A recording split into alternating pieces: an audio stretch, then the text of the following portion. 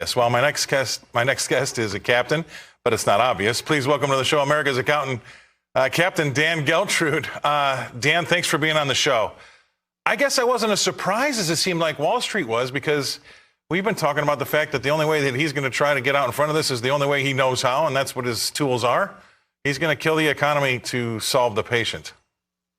Right, and he finally said it. Not exactly. He said we're going to have some pain, but let's interpret what that means. If there were subtitles under him speaking, it would have said pain equals recession, stagflation, economic misery.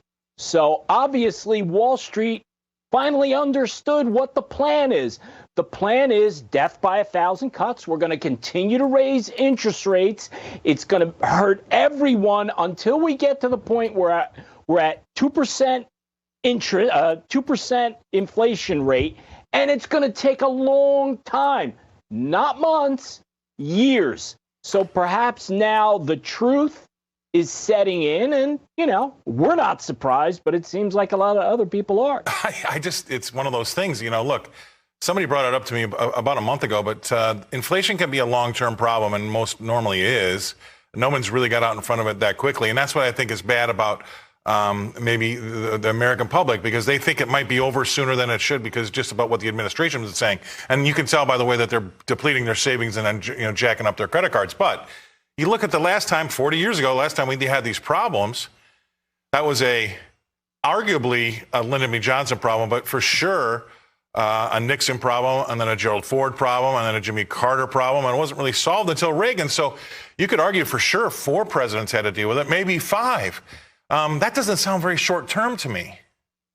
Well, it's not. If we look back historically, this type of situation is like a decade-long problem where we're stuck kind of in economic malaise. And that's why I'm saying, based upon the approach that we're seeing, that Jerome Powell, maybe not his fault, is stuck with because of bad economic policies, this recession is going to be a long time and possibly pretty deep.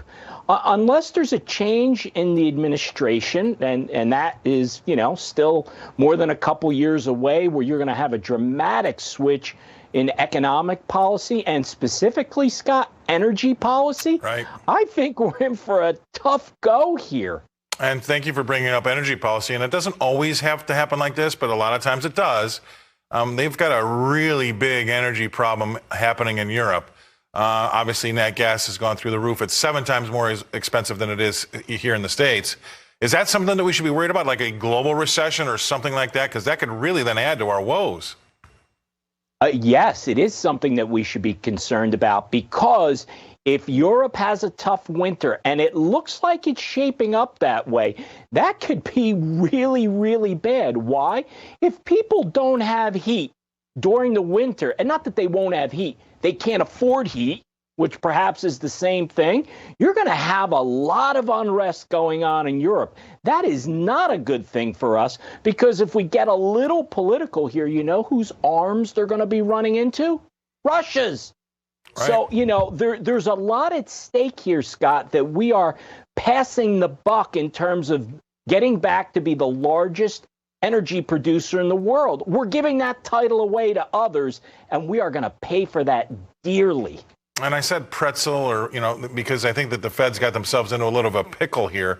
But think about it for a second. A lot of folks that I speak to will say, once we get past this Russia-Ukraine thing, if we do, but let's just say we do, I don't think we're going to get past it and it'll be a tie and everybody goes back to their corners of the ring. No, I feel as though that there's going to be some sort of concession that Russia's going to gain some real estate here. And if there's a border change, how do all of these European and the U.S. government drop their sanctions against Russia? Because it will look like they're rewarding him for their bad behavior.